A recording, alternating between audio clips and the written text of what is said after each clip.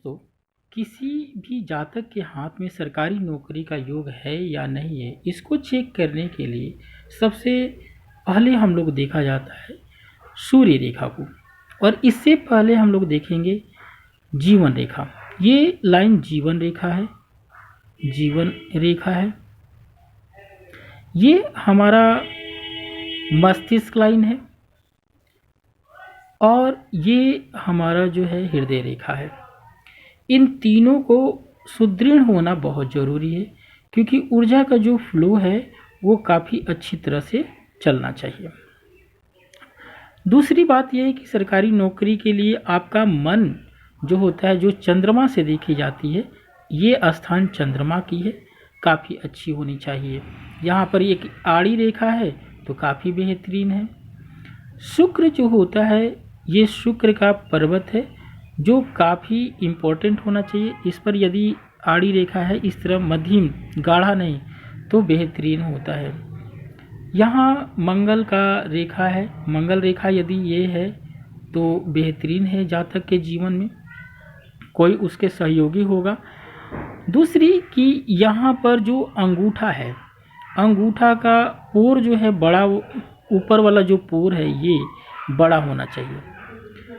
तो ये जो साइन है, ये किसी भी जातक के हो तो वो नौकरी करने के लिए काबिल होता है या जॉब सर्च करता है, कर सकता है, माने आलसी प्रवृत्ति का नहीं होता है।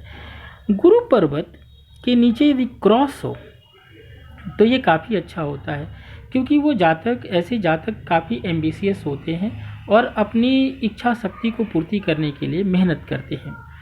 उसी तरह शनि मुद्रिका यहाँ पर पड़ी हुई हो किसी भी जातक के हाथ में, और यहाँ शनि मुद्रिका के नीचे एक ऐसा रेखा है, तो ये व्यक्ति को काम करने के लिए काफ़ी प्रेरित करती है, क्योंकि मंगल एनर्जी दिया और शनि जो है उसको कार्य करने का शक्ति देता है।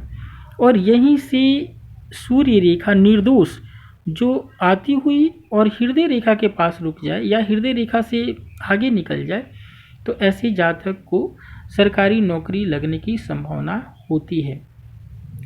बुध ऊंचा हो और भी बेहतर हो जाता है, क्योंकि ऐसे जातक अपने दिमाग से काम करता है। तो आपको सरकारी नौकरी के लिए सूर्य रेखा का निर्दोष होना बहुत ज़रूरी होता है। कुछ लोगों के हाथ में क्या होता है कि सूर्य रेखा तो निर्दोष होती है, लेकिन यहाँ कुछ इधर से एक रेखा आकर इसको काट देती है, ये विलंब रेखा कहलाती है। विलंब रेखा माने उसके कार्य को अचीव करने में थोड़ा सा इसको काफ़ी परिश्रम करना पड़ेगा, थोड़ा परिश्रम करना पड़ेगा। लेकिन इसी तरह यदि 4-5 रेखाएं कटी हो तो ये अच्छी बात नहीं है। फिर ये एक और योग बनता है, देख सकते हैं कि यहाँ पर यदि लास्ट में सूर्य रेखा के पास एक इन्हीं निर्दोष कोई रेखाएं, छोटी आड़ी रेखाएं होती हैं, ये काफ़ी इम्पोर्टेंट होता है, क्योंकि सूर्य की रेखा को एम्पलीफायर कर देते हैं।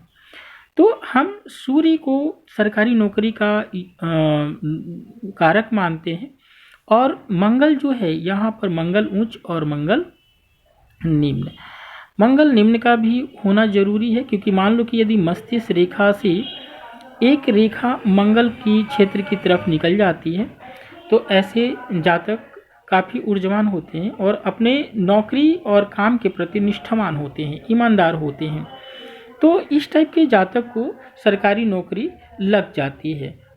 इसमें 80% चांस होता है कि वो बंदा सरकारी नौकरी करेगा, लेकिन उसके लिए उसे परिश्रम करना बहुत ज़रूरी होता है। क्योंकि एक बात मैं हमेशा कहता हूँ कि आपका जो कर्म है, कर्म आपका आगे आने वाले भाग्य का निर्माता है, आपके भविष्य के निर्माता है।